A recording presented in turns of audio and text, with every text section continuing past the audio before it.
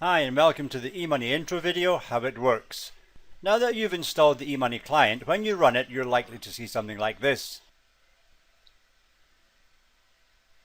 It says, need to rebuild block tree cache, this may take a few minutes.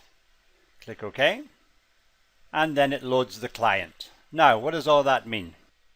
Down the bottom here it says syncing 1-35,752. And as you can see, this figure is changing. And what does all this mean? Let's have a look at both of these points. When you start up the client, you're signing on as a user. The first thing your computer will do is search for a connection to the eMunie network. It will look for what we call a seeder. The seeder holds all of the information necessary to allow you to communicate with other users and perform transactions. The seeder and your computer will now pass information backwards and forwards because you're not the first person to join the network. There have been many transactions, and the seeder allows your computer to synchronize with what has already happened. The numbers you saw earlier in your client are the statistics of the synchronization. And if we look down here, I'm now fully synchronized and can use the eMunie network.